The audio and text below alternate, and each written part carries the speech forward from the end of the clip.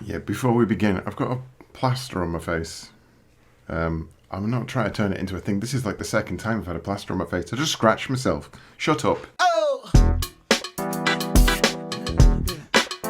£2 doesn't get you a lot in this world, unless you're ordering stuff from China, in which case I presume £2 gets you a lot of stuff that falls apart after a couple of days. But back in the 80s, the prime value price of budget gaming sat firmly in the £2 tier. You wouldn't expect perfection, you wouldn't expect anything other than to be bludgeoned over the head with bad game design, but it doesn't matter, because it was £2, and they knew you were bored, and you were just going to buy it anyway.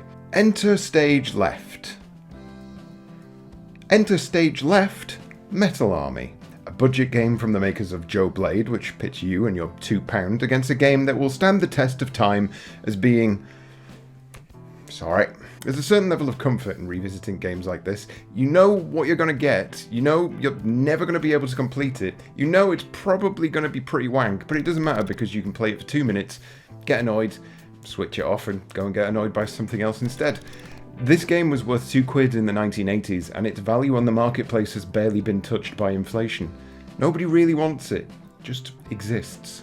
Even the cover art gives off a sense of, oh yeah, do you fancy a quick game? No, fair enough. There's no sense of urgency or action in this man's face. He looks like he's thinking about giving the fence a new coat of paint. Even the helicopter looks bored. I was so bored. With no real idea how to advertise the game, the description reads, "Only one Marine stands between the Metal Army and their evil plans of total world domination. That Marine is you!" Absolutely zero effort. I can imagine the meeting that took place in the pub in which one person asked, "What should we put on the back of the box?" And someone else asked, "Wait, what's that Marine called?" And someone else said, "Oh, that Marine's you." And they all just agreed that that's probably fine, stick that there. Weirdly, it's on the inside of the inlay where the developers actually have a bit of fun with the story. I'm not sure why they hid this, because it's exactly the kind of thing you'd expect to read on a ZX Spectrum game case. Essentially, you are tasked with defeating General Ironside and his Metal Army, who have, and I quote, planted a bomb in a nuclear power plant in Slough. It's a real shame that they felt the need to hide this high-concept storyline from the pre-purchasing public. What of the game itself, though? Well, as mentioned, it's fine. There are a ton of problems with it. There are always a ton of problems with every game I touch, but this one manages to just about balance itself out to a flat line. It's bullshit in all the places you'd expect it to be bullshit, but it can also be completed in about 10 minutes, so that bullshit doesn't necessarily stick too hard. You get standard movement controls and a shoot button. The vast majority of the game is trying to work out where the hell it is you're supposed to go, shooting things that move, dying to things you probably had no chance of avoiding, and finding keys. You need 3 keys in order to get into the final room, but we'll come back to that because look what's just happened. I feel trapped. Yeah, the game does this. There are a lot of lifts that you need to navigate, and if you just so happen to leave those lifts in a place you can't reach, you're done. This is my biggest gripe with the game.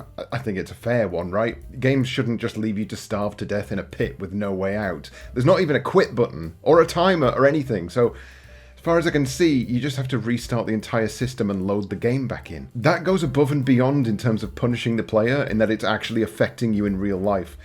Thankfully, this is all emulated, but back in 1988, I'm pretty sure I would have just... Fuck me. Thankfully, this is all emulated, but back in 1988, I'm pretty sure I would have just said my first swear word. Buttocks. Outside this glaring omission, Metal Army is generally fair, and I say generally with the foreshadowing that is implied by not saying always. Shooting your little proton pack at enemies will either kill them instantly, or it'll hold them in place while it does the killing. The only drawback is that you're locked into place while the game does this. You'll need to get used to that pretty sharpish because many of the levels have these pipes which filter in more enemies at a steady pace. And they also feature numerous weirdly timed and annoying traps to catch you off guard, should you need to stop and shoot anything.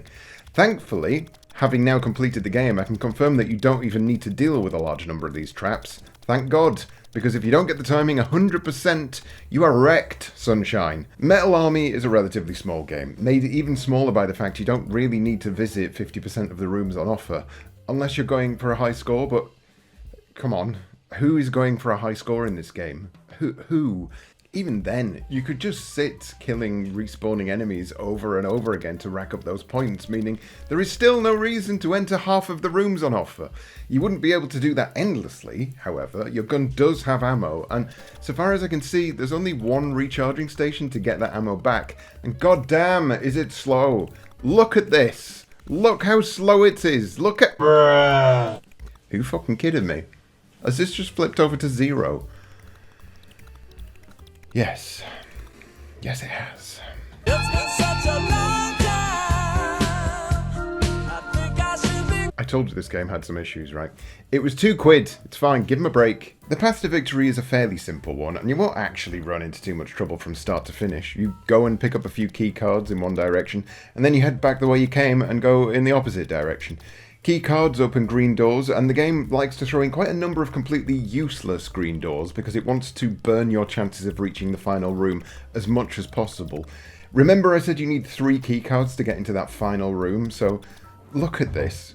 Why on earth would I spend 2 key cards to go through here? Get a grip! Your journey to the end will, for the most part, be relatively light and breezy, apart from one room, the Hatred Room. So full of hate it is, I'm not actually sure how I managed to get through it, but thankfully I dropped a save state right before attempting it. You have 2 pipes, each farting out a different enemy, and you need to sort of do a timed jump shooting backflip maneuver to even have the remotest chance of getting on the lift. Perfectly placed directly below an enemy spawn point. The timing has to be pretty much bob on, otherwise you're going to get twatted from above, and there's nothing about this room that feels fun or fair or interesting. It's bullshit. It's designed specifically with 2 fingers on one hand pointed directly at your fucking face. The room just before the final room is equally baffling, and I can only presume they've done it this way to once again discourage you from actually completing the damn thing. There's the 3 doors you need to go through with your 3 key cards in order to complete it, but on using the lift to get down there, the doors won't open. Doors in this game are very sensitive to where your feet are. Notice here that the doors only open when the lift is perfectly aligned with the floor. That's also what's going on here. The lift is in your way, so the doors won't open, and they've specifically put that lift directly in front of the 3 exit doors. So what you actually have to do is push the lift the opposite way, and then drop underneath it. Is this classed as a puzzle, or is it just callousness? I honestly can't tell. But who cares? I've completed it now, look!